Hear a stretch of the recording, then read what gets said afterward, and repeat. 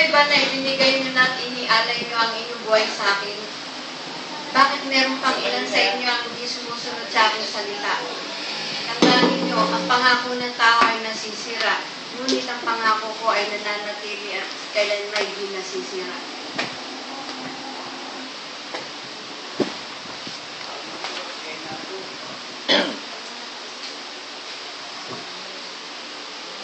Huwag ninyong baliwalain ang aking tinig na naririnig ninyo sa aking iglesia.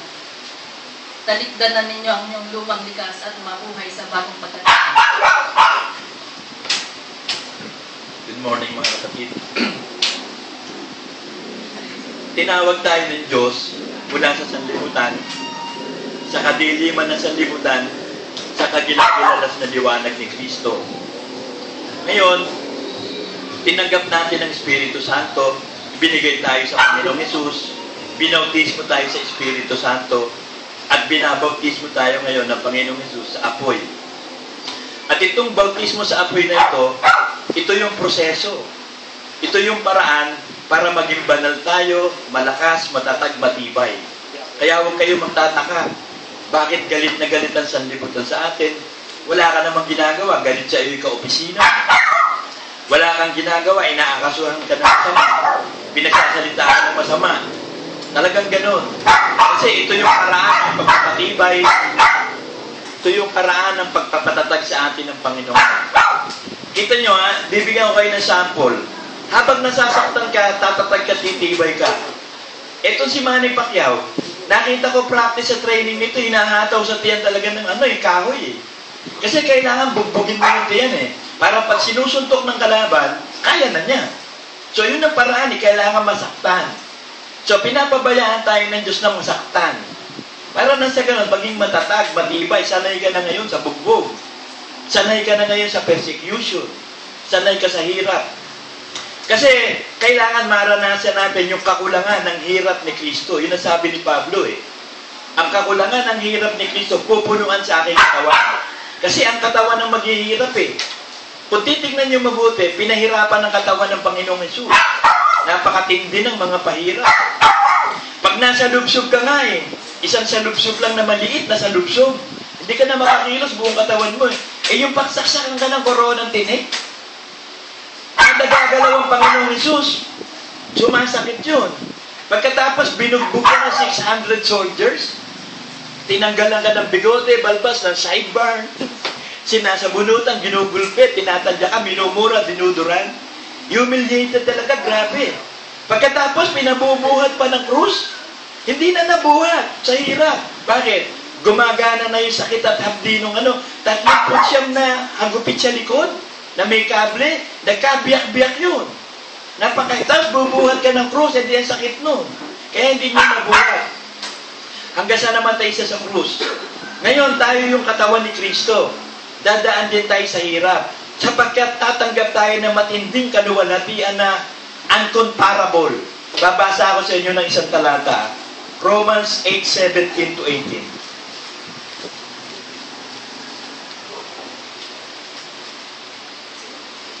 At kung mga anak ay mga tagapagmana nga, mga tagapagmana sa Diyos at mga kasamang tagapagmana ni Kristo, kung gayon nga, makipagtiis tayo sa Kanya upang tayo lumawalhati namang kasama Niya, sapagkat napatutunayan ko na ang pagtitiis sa panahong ito'y hindi karapat-dapat maitumbas sa kaluwalhatian mahayag sa atin.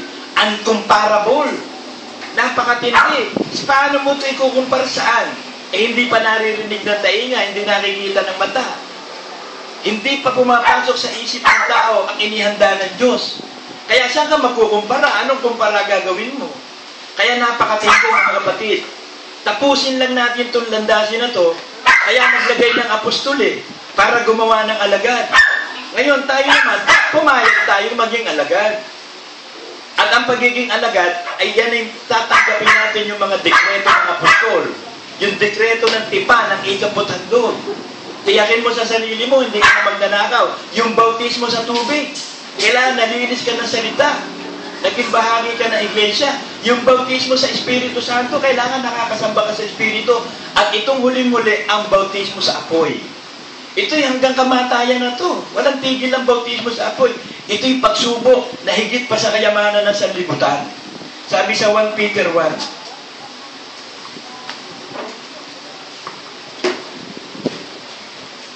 1 Peter 1:6-7. Na ito, ang inyong totoong itinagagalak.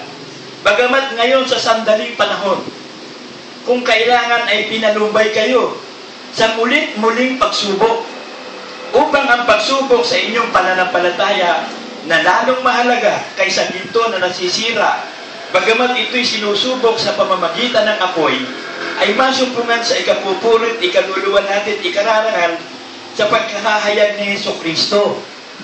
So tayo talaga'y napakatindi ng dadaanan natin. Bago tayo pumasok sa langit, dadaan tayo sa maraming kapighatian. At tagumpay naman ng Panginoon, sabi, magala kayo na pagtagumpayan ko ang sanlibutan. Sa sanlibutan, marami kayong kapighatian. Yan yung mga pagsubok na dadaanan natin. May ginagawa ka mang masama o wala kang ginagawa. Matindi yan, persecution, pag-uusig na gagawin ng kalaban. Kaya stay put lang tayo and be still. Ang Diyos ang gagawa. Magsasaya tayo sa gitna ng mga pagsubok na yan. Sabi sa 1 Peter 4:12, mga minamahal, huwag kayong magtaka tungkol sa mahigpit na pagsubok sa inyo na dumarating sa inyo upang kayo'y subukin na waring ang nangyayari sa inyo di karaniwang bagay, kundi kayo'y magalak sapagkat kayo'y mga karamay sa hirap ni Kristo upang sa pagkahayag ng kanyang kaluwalhatian naman magala kayo ng malabis na galak. Sigurado to. More than 100%, tiyak na tiyak. Tatanggap tayo ng korona. Korona ng buhay na walang hanggan at gantimpala sa Panginoong Jesus. God's plan is that we may be perfect and blameless unto the coming of Christ. And this is the process. Divine method of God to test us. So ito talaga yung divine method na susubukan tayo, testingin tayo eh. Kasi biruin mo, ba't hindi ka testingin? Ikaw ang magmamana ng bagong langit at bagong lupa. Dadalhin ka sa langit forever and ever. Kaya dito sa lupa, ito yung testing ground. Sino yung makakagraduate? Sino yung makakapasa?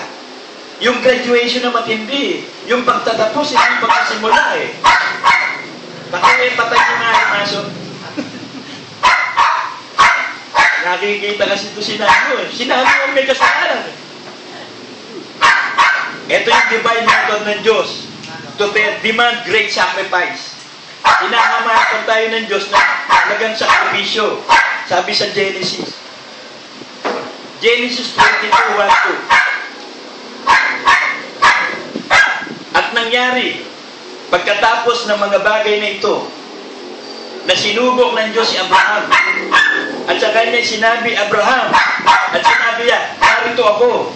At kanya sinabi, kunin mo ngayon ang iyong anak, ang iyong buktong na anak ni si Isaac, na iyong minamahal at pumaroon ka sa lupain ng Moriah, at ihain mo siya roon handog, sa bilang handog na susunugin, sa ibabaw ng isa sa mga bundok na akin sasabihin sa iyo.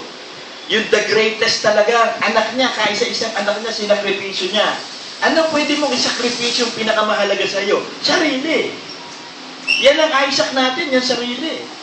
Sasakripisyo mo yan sa Diyos. Iaalay mo ang katawan mo bilang handog na buhay sa Diyos. Yan ang laughter of God. Isaac is the laughter of God. So nalulugod ang Diyos, naliligayahan ng Diyos pag inyo-offer mo yung sarili mo. Ang iyong espiritu, kaluluwa at katawan, handog na buhay. Sa Panginoon, yan ang greatest na hinahanap ng Diyos sa atin. Yan yung greatest sacrifice na hinihingi. At kaya tayo pinadadaan sa pagsubok, sabi sa Deuteronomy 8:2, at inyong alalahanin, tumibiyak-biyak na naman, at inyong alalahanin ang buong paraan na ipinatubay sa iyo ng Panginoon mong Diyos nitong 40 taon sa ilang upang kanyang mapagkumbaba ka at subukan ka na malaman kung ano ang nasa iyong puso, kung iyong gaganapin ng kanyang utos o hindi. Ito yung testing. 40 years. Ibig sabihin, yung buong span ng buhay natin. Yan ang 40 years of life eh. Paulit-ulit lang yan. Paikot-ikot tayo sa ilang. Gigising ka, magliligo ka, kakain ka, magtatrabaho ka. papasok ka na naman, tutulog ka, gigising ka, kakain ka, magtatrabaho ka, matutulog ka, araw-araw. Ngayon, ano kakainin mo araw-araw? Bukod doon sa pagkain, magbibigay ng sustansya sa katawan. Yung mana sa langit, si Kristo. Ang tubig sa bato, si Kristo. So, araw-araw na buhay natin, mabubuhay tayo sa Word of God. Habang binubugbog tayo o tinitraining tayo ng Diyos, at ang ginamit niyang pan-training si Satanas. Hindi yung trainer ni Pacquiao. Sino ba yun? Si Roach ba yun? O si Cockroach? Si Cockroach yata yun eh. Trainer ni Pacquiao. Kung makikita nyo, yung mga karatista, yung mga kung fu, yung mga ninja, alam nyo ang titindi ng ano niya, ng training niyan. Yung paanong ninja, nilalagyan ng bakal yun sa paa. Kaya kita mo, nakakatalo ng mataas at tutuloy kumilos ng mga ninja. Totoo yun. Meron talaga ninja nung araw sa Japan. Ngayon, wala na. Ubus na ninja na. Yung mga yung mga kung fu. Alam niyo yung kung fu? Merong mainit na buhangin sa malaking tapayan. Niluluto yung buhangin, sinasaksak nila yung kamay nila doon para tumigas. Sinasaktan talaga nila para magkakalyo. Pagkatapos yung tatak na dragon doon, bubuhatin nila ng braso yun. Pagkatapos nun, mainit yun eh. May tatak na ng dragon doon sa kamay. Nagkaroon ng training. Tayo pa ba napupunta sa langit? Kaano katinding training ng pagsubok? Yun na nga lang binebenta sa merkado, yung mga kotse. Dumadaan sa quality control yan. Kahit toothpaste, kahit ano ba, kahit pardible, kahit karayong, dumadaan yan sa quality control. Hindi pwedeng ilagay sa market yan na hindi dumaan sa quality control. Susubukan yan. Tayo pa kaya ang hindi subukan ng Diyos? For and ever, makakasama ka ng Diyos doon. Paano kung maglabo ka doon? Paano kung yung mga ginto doon, ibenta mo? Kaya dito pala sa lupa, baliwala na ginto. Aanin mo yan. Aanin mo yung pera. Aanin mo yung ginto. Madadala mo ba sa langit yan? Ang tatapakan natin yung ginto doon, titirhan natin ng mga diamante at ginto doon. So useless ng lahat yan. Makamit mo man ang lahat ng kayamanan sa mundo at ang papapariwara kaluluwa mo, what's the use? So useless eh. Kaya sinusubukan sa lahat ng anggulo. Binubusisi tayo punto por punto. Sa bawat hibla ng buhay natin, iniisa-isa tayo. At ito'y paulit-ulit. Paulit-ulit. Parang yung suntok sa tiyan ni Pacquiao, paulit-ulit yung hataw doon. Para magkalyo yung tiyan. Pag nasuntok yun ng malaking kalaban niya, baliwala na. Ganon din tayo. Sinasanay tayo lubos ng Diyos. Sa mga hirap at pasakit, para sanay ka na. Ano pang matinding pasakit na dadaanan mo, sanay ka na. Expert ka na sa kahirapan. Meron ka ng long suffering. Sanay ka na magtiis. At isa pa, giving opportunities for choice. Sabi sa 1 King 3:5.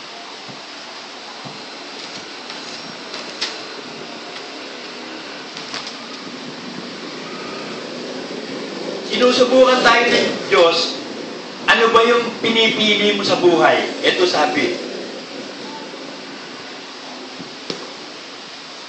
Sa Gabaon ay napakita ang Panginoon kay Solomon sa panaginip sa gabi at sinabi ng Diyos, hingin mo kung ano ibibigay ko sa iyo. Binigyan siya ng choices eh. Sige, hilingin mo sa akin, ano gusto mong ibigay ko sa iyo. At sinabi ni Solomon, ikaw ay napakita sa iyong lingkod na aking amang kay David ng malaking kagandahan loob. Ng malaking kagandahan loob ayon sa kanyang inilakad sa harap mo, sa katotohanan at katwiran, at sa katapatan ng puso niya. At iyong iningatan sa kanya itong dakilang kagandahan loob, na iyong binigyan siya ng isang anak na makakaupo sa kanyang luklukan.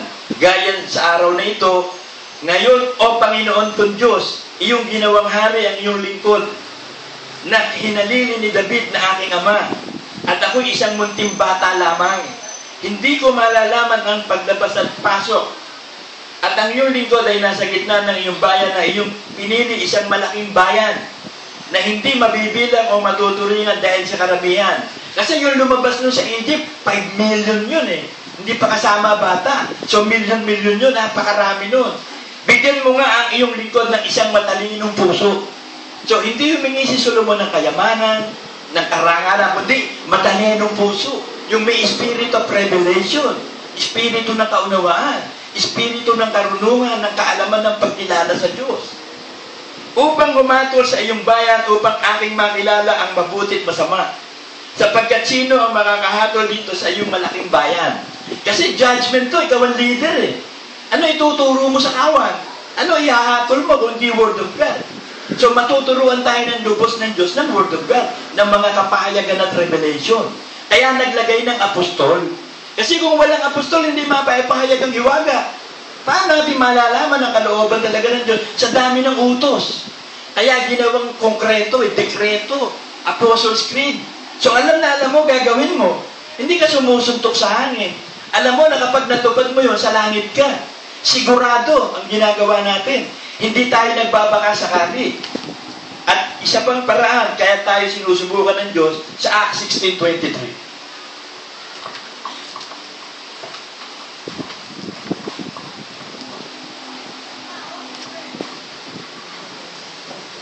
At nang sila'y mapalo na nila ng marami, ay ipinasok sila sa bilangguan na ipinagtagubilin sa tagapahaman na sila'y bantayang maigi. Kasi pag nag-preach sila nung araw, hinuhuli, ikinukulong. Ang ginagawa ng Diyos, pinakakawalan sila, nagsusugo ng anghel. Nagugulat yung mga gwardiya, nakalaya eh. At tulad ni Pedro nun, hinuli din yan, ikinulong yan eh. Tapos tinanggal ng anghel yung kadena niya. Nung kumakatok siya sa pintuan ng kapatiran, hindi na naniniwala sila. Nakakulong si Pedro. Bakit si Pedro nandyan? Di totoo yan. Kasi nag-pray naman ng iglesia, no? Pinakawala ng anghel. So, yung mga pagsubok na dadaanan natin matindi. Lalo yung tribulation. Yung tribulation saints. Napakatindi niyan. Kaya paiiksiin ng Diyos ang panahon sa araw na kasi hindi natatagal eh. At hindi niyo napapansin ngayon, pinapapaiksi na rin ang panahon. Ang bilis na. 2040 na. Ilang araw na lang, 2040 na. Kailan lang yun? Kailan lang kayo? Natatandaan ko, August 16 yata, 17. 2009, kayo ni na Archie nandito. Ngayon, 2005 years na. Naglaki na nga. Noong araw, ganito lang kaliit si na Jonah eh. Tsaka si na Bea. Ngayon, laki na, ganyan na. Biruhin mo yun, nagdadalaga na dito. Si Gwen. Nakikita ko na rin, ang liit lang nung araw si Gwen. Ilang years na, 5 years na halos naman, matagal na. Makikita natin yung mga bata, unti-unti naglalaki yan. Nagdadalaga, nagbibinat na. Ang bilis ng panahon. Kung sanay ka na sumusunod sa kalooban na, sanay ka sa hirap, sisiw sa'yo lahat ng bagay. Sa tingin ninyo, ano pa yung mahirap na bagay na dadaanan ninyo na hindi nyo kaya? Sa palagay nyo, ako napakarami ko rin dinahanan, pero tingin ko sa awa ng Diyos, wala nang mahirap eh. Huwag ka lang maiwan sa tribulasyon. Yun ang problema. Kailangan makalusot tayo dito sa darating na tribulasyon, hindi tayo kasama. At aariin naman tayong ganap, sabi sa 2 Thessalonians.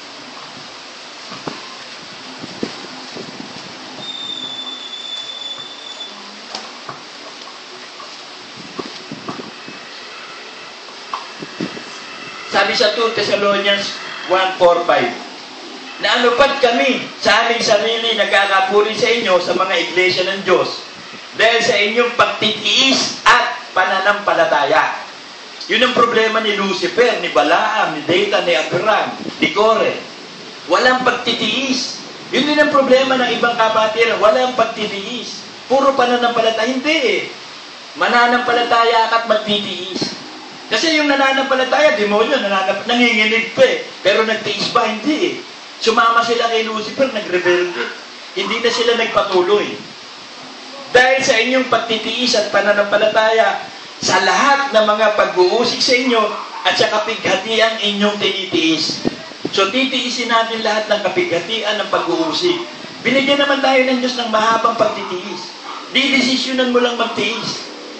Na isang tandang hayag ng matuwid na paghuhukom ng Diyos upang kayo'y ariing karapat-dapat sa kaharian ng Diyos na dahil dito'y nagbabata rin naman kayo. So ito yung tandang hayag na tatanggapin tayo ng Diyos sa langit. Nakakasigurado tayo na tatanggapin tayo ng Diyos sa langit sapagkat siya yung nagpadaan sa atin dito eh. Inihahanda tayo ng Panginoong Hesus para ialay sa Ama. Malapit na tayong ialay ng Panginoong Hesus, Ama. Ibibigay tayo ng Ama, ng Panginoong Hesus sa Ama at doon magkakaroon ng new heaven and new earth. Magkakaroon ng beginning of eternity. Malapit na itong rapture na hinihintay natin. Pagdating nitong rapture na to, iipunin tayo, pakitirahin na tayo doon sa langit, sa bahay natin doon, habang dumadaan ng tribulation. Tapos bababa tayo for 1,000 years reign of Christ. Mag-ahari tayong kasama ni Kristo. And after that, that's judgment na. Tapos creation of new heaven and new earth, beginning of eternity na. Ito na yung hindi natin maikuha kung parang reward na ibibigay ng Diyos sa atin. Konting tiis lang eh. Konting tiis lang. Nakapagtiis na tayo ng matagal eh. Dagdagan mo pa. Hindi na natin alam eh kung kailan ang rapture, any moment, anytime. Eh kung bibigay ka pa. Sayang yung mga taon. Excuse me ha. Sayang yung mga panahon na ipinagtiis mo, ay kung bibitaw ka pa ba? Kumbaga sana, malaki na yung bata. Pababayaan mo pa ba? Malaki na yung negosyo, palulugi mo pa ba? Hindi na. Tatapusin mo na ng landasin na ito up to perfection of Christ. Magpapatuloy tayo. At sinusubukan tayo ng Diyos. Sabi sa James 1:2,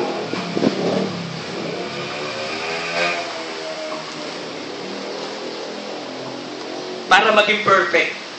Sabi dito, mga kapatid ko, ariin ninyong buong kagalakan kung kayo nahuhulog sa sari-saring tukso. Yamang nalalaman na ang pagsubok sa inyong pananampalataya ay gumagawa ng pagtitiis. So ito ang proseso ng Diyos eh. So subukan ng faith para makagawa ng pagtitiis. So titiisin mo ngayon yung nangyayari sa iyo. At sa inyong pabayaan na ang pagtitiis ay magkaroon ng sakdal na gawa. So habang tinitiis mo yung persecution, yung pagbabata, kahirapan, susundin mo naman ang Word of God. I-apply mo yung Word of God. Yun ang sakdal na gawa. Upang kayo maging sakdal at ganap na walang anumang kakulangan. Perfect. Sabi sa Ephesians 5:26.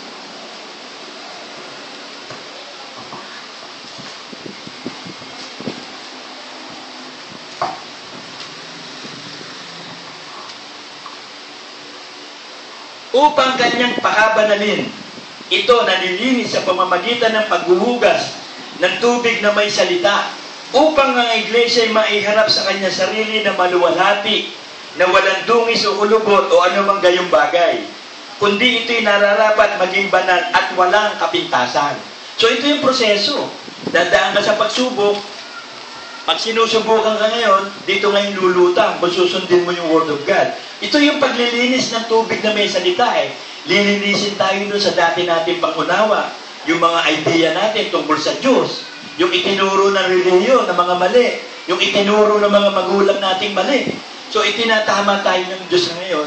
Inihahanda tayo sa wastong aral na makapagliligtas ng ating kaluluwa. Sabi sa 2 Timothy 3.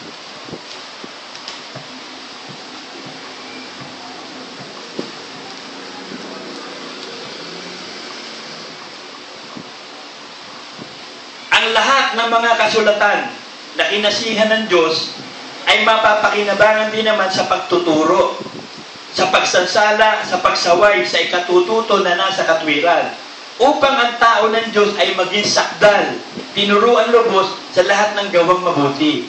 So kung sinasabi mo, mabuti ka, kasi ang daming mabuti.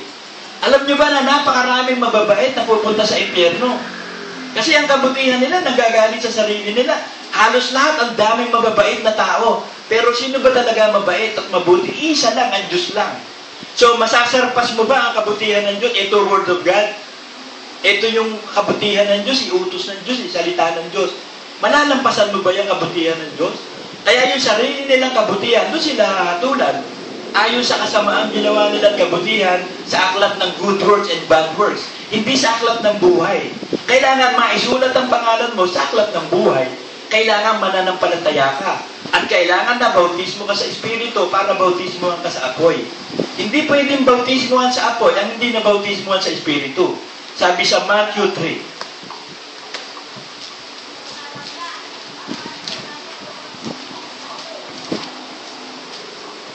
Tingnan yung iba nagsasabi, born again daw sila. Ba't hindi ginagalaw ng demonyo? Bakit maayos ang buhay? Hindi yata inuusig. Bakit? Hindi na bautismo sa Espiritu Santo eh. Kasi pag nabautismo ka sa Espiritu Santo, babautismohan ka sa apoy. Ito sabi, at ngayon pa'y nakalagay na, Matthew 3:10-12. At ngayon pa'y nakalagay na ang palakol sa ugat ng mga punong kahoy. Ang bawat punong kahoy nga na hindi nagbubungang mabuti ay pinuputol at inihahagi sa apoy. Sa katotohanan ay binabautismuhan ko kayo sa tubig sa pagsisisi. Dadapwat ang dumarating sa hulihan ko ay lalong makapangyarihan kaysa akin, na hindi ako karapat dapat magdala ng kanyang panyamak. Siya ang sa inyo magbabautismo sa Espiritu Santo at sa apoy. At, so hindi mo pwedeng alisin yung at doon. Kasunod nun eh. Pag nabautismohan sa Espiritu Santo, babautismohan sa apoy. Di ba dinala si Kristo sa wilderness? 40 days and 40 nights siya. Tinukso ng demonyo, di ba? Nagtagumpay siya. O ganoon din tayo. Binautismohan tayo sa Espiritu Santo, 40 days and 40 nights, 40 years. Lahat ng ispan ng buhay natin, ibabautismo tayo sa apoy. Para malaman kung sino yung pupunta sa langit o hindi. Sino yung gagraduate, sino yung hindi gagraduate.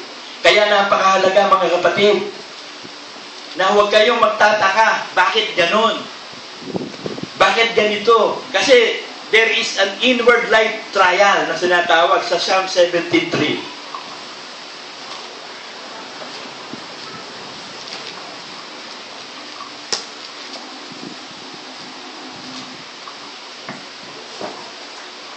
Iyong sinusubok ang aking puso, iyong dinadalaw ako sa kinagabihan, iyong nililitis ako't wala kang nasumpungan. Ako'y nagpasya ng aking bibig ay hindi sasalansang. Sinusubok ng Diyos ang puso natin, ang buong buhay. Kasi ang puso, dinadaluyan ng buhay. Kaya yung puso natin, ang tawag doon, yun yung buhay mo. Nililitis ng Diyos ang ating buhay. Ang bawat anggulo ng ating buhay ay bubusisiin, punto por punto. Titiyakin ng Diyos na tayo talagang ang ating espiritu, kaluluwa at katawan ay banal.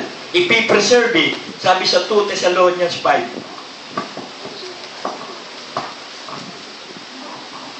1 Thessalonians 5:23. At pakabanalin kayong lubos ng Diyos din ng kapayapaan at ang inyong espiritu at kaluluwa at katawan iingatang buo na walang kapintasan sa pagparito ng ating Panginoong Jesucristo. So ang unang binanal ng Diyos, justified yung espiritu. Ngayon nasa proseso tayo ng bautismo ng apoy, binabanal ang kaluluwa. Yung katawan kasi, pag nahihain mo na sa Diyos bilang handog na buhay, banal na rin yan. Kahit nananalay tayo dyan lahat ng kasalanan. Inialay mo, burnt offerings yan eh. Susunugin yan, katawan na yan. Kaya yung ating bagong pagkatao mabubuhay, yung dating pagkatao kasama na pa ako sa krus eh. At lahat ng pita nito. So meron na ngayon tayo kapangyarihang magpakabanal-banal. Sabi sa Romans 6. Dadapwat ngayong mga laya na kayo sa kasalanan at naging mga alipin ng Diyos, kayo ay mayroong inyong bunga sa ikababanal at ang wakas nito ay buhay na walang hanggan. So kaya na nating magpakabanal-banal, ibig sabihin, kaya mo na sundin lahat ng kautusan ni Kristo. Wala nang hadlang, kaya na natin maging sakdal. Bagamat nagkukulang tayo, nagkakamali, minsan hindi natin nasusunod yung iba, okay sa Diyos yun. Kasi nga hindi na tayo natitisod sa salita ni Kristo. Lahat ng utos ni Kristo, lahat ng kalooban ni Kristo, ginaganap mo. At nagpapagal kang lubos. Kaya merong refining process eh, sabi sa Zechariah 3:9.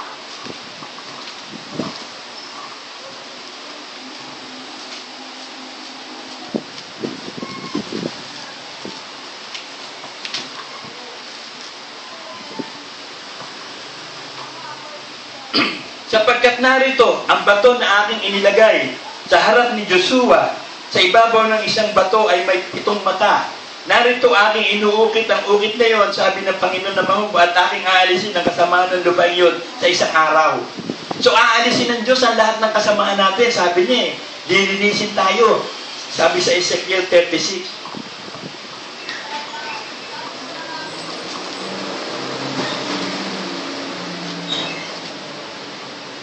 At ako'y magwiwisik ng malinis na tubig sa inyo, at kayo'y magiging malinis sa buo ninyong karumihan. At sa lahat ng inyong mga Diyos-Diyosan, lilinisin ko kayo. So ang Diyos talaga gagawa, maghahanda. Ang kailangan lang yung katapatan ng pananampalataya. Bibigyan ko rin naman kayo ng bagong puso. So isang bagong buhay. At lalagyan ko ang loob ninyo ng bagong diwa.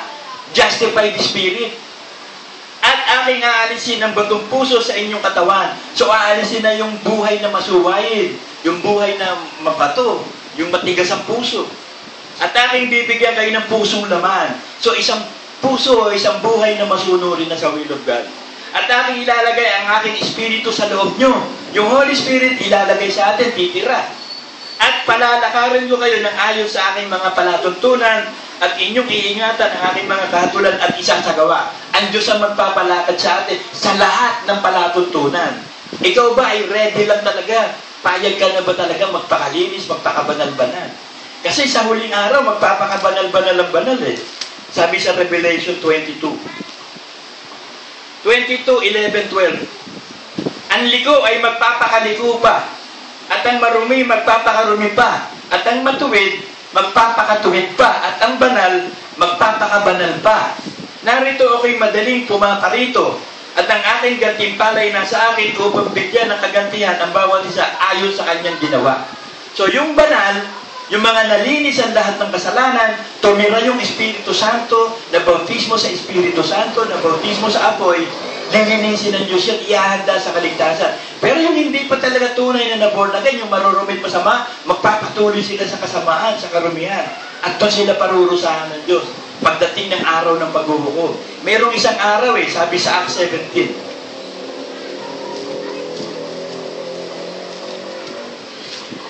Acts 17:31. Sapagkat siya'y nagtakda ng isang araw na kanyang ipaghuhukom sa sanlibutan ayon sa katuwiran sa pamamagitan ng lalaking kanyang itinalaga, na ito'y pinatutunayan niya sa lahat ng mga tao na siya'y buhayin niya maguli sa mga patay. So ito yung first fruit, si Kristo ang unang bunga ng life resurrected. The life resurrection of Christ. So lahat ng katawan niya, lahat ng member ng katawan niya, magla-life resurrection din. Mapalad yung kasama sa first resurrection. Yung first resurrection, yun yung rapture Unang mabubuhay yung mga patay doon sa libingan ni pinaglibingan, babangon sila doon, i-glorify. At yung mga buhay, hindi mamamatay. Ira-rapture. Pero yung second resurrection, nako, condemnation yun Nakakatakot yun, sa impyerno yun So mapalad yung dapat nasa first resurrection. At malapit na tong first resurrection. Hinihintay na lang ng Diyos yung kompletong bilang. Finish or not finish, pass your paper. Kaya ikaw, sinusubukan kang mabuti. Hindi nyo napapansin sa sarili ninyo, bakit nga ganito? No, kakaiba nangyayari. Sa opisina lang Miski wala kang ginagawa sa opisina nyo Galit siya yung misa ng boss mo, yung ka-opisina mo. Naiinis sa'yo, naiinggit sa'yo, galit sa'yo. Yung wala kayong kasalanan, nung araw si Janet, pag tumatawag sa akin yun, emotional yun Umiiyak ako, relax ka muna. Biruin mo, talagang persecuted sila. Talagang human rights violation. Harassment talaga, pero ngayon medyo okay na. Naayos na yata yung kaso. Nadidismiss na. Kaya tahimik na si Janet ngayon. Natuto na si Janet, mananampalataya, manalangin. Yung anak niya si Isabel, nagkakapit kamay sila Kung hindi nangyari yun, matututo bang mananampalataya yung mag-ina? So dumadaan tayo dun Pinadadaan tayo na yung Diyos sa mga katakutan ng buhay.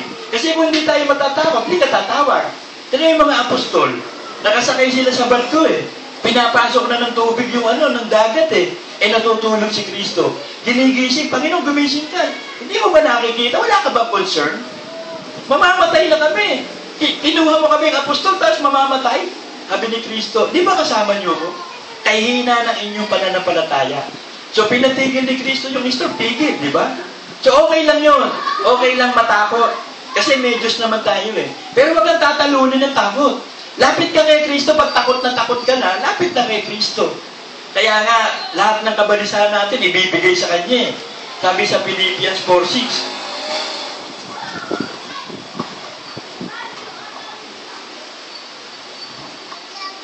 Pag dumarating tayo dun sa punto ng buhay na hirap ka na mag-isip, hindi mo na kaya, ang ibig sabihin lang, ibigay mo na sa Diyos. Hirap na hindi mo na kaya buhatan, ipasa mo na. Sabi sa Philippians 4:6, huwag kayong mabalisa sa anumang bagay. Anything. Do not be anxious in anything. Huwag kang mabalisa o matakot o anumang bagay, problema ng anumang bagay. Kundi sa lahat ng mga bagay. So everything, sa pamamagitan ng panalangin at daing na may pagpapasalamat, ipakilala ninyo ang inyong kahilingan sa Diyos. Sapagkat ang Diyos ang nagmamalasakit, sabi sa 1 Peter 5:7. Ibigay natin ang lahat ng kabalisan sa Diyos at siya'y nagmamalasakit. So, kaya tayo dinadaan sa pagsubok para naman sa gano'n, matigatig tayo. So, magkakaroon ng maraming problema. So, each time na ibibigay mo sa Diyos ang problema, matututo ka ngayong manalangin. Magiging mapayapa ang buhay mo. Then, nagmamalasakit naman siya. Hindi tayo pababayaan ng Diyos, tandaan nyo. There is no accident in life, tandaan nyo. Yung stroke ko, hindi accident yun. There is no coincidence in life. It is all planned by God, tandaan nyo yan. Lahat ng bagay na nagaganap sa atin, planado ng Diyos yun. Huwag kayong magtaka doon. Bakit? Anak eh. Ililigtas ka. Tutulungan ka ng Diyos sa lahat ng bagay. Liligtas tayo ng Panginoon at ang mga ministering angels ibinigay para sumuporta sa atin, proteksyonan tayo sa lahat ng anggulo ng buhay natin. Huwag kayong matakot harapin ang problema. Bakit? Ipapasa mo lang eh. Pag hinarap mo ang problema, ipapasa mo eh. Huwag mo talikuran ng problema. Paano mo ipapasa? Halimbawa, may problema. Ang laking problema. Tatakbuhan mo ba? Hindi. Haharapin mo. Kukunin mo yung problema. Pag nakuha, pasa. Ganun kadali. Ginawa na tayo ng Diyos na madaling mabuhay. Ang problema natin, ayaw natin ipasa.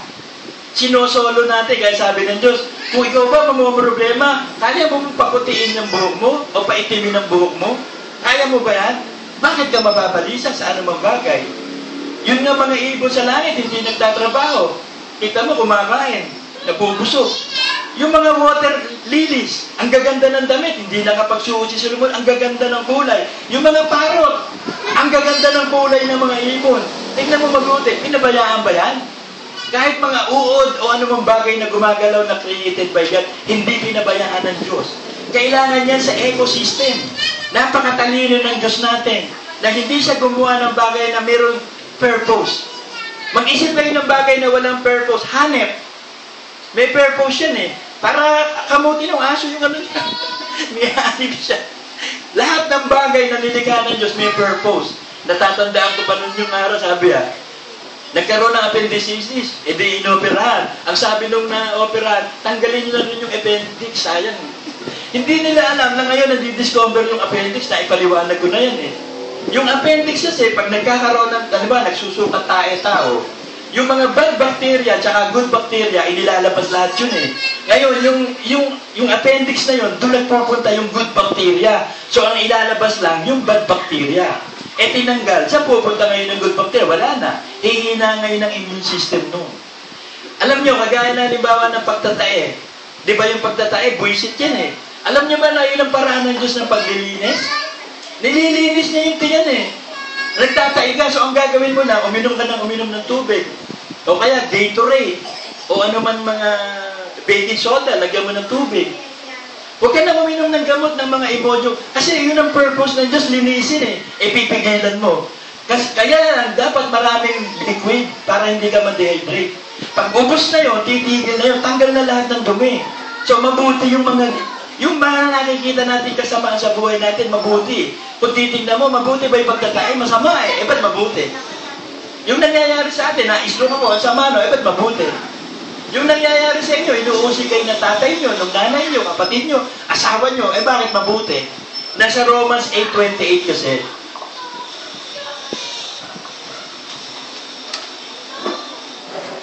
at nalalaman natin na ang lahat ng mga bagay, o di walang accident, walang coincidence, lahat ng mga bagay ay nagkakalakip na gumagawa sa ikabubuti ng mga nagsisiibig sa Diyos, sa makatwid bagoy yung mga tinawag alinsunod sa kanyang nasa. So ang tanong, tinawag ka ba?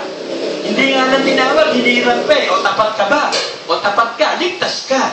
Amen? Biglang natapos.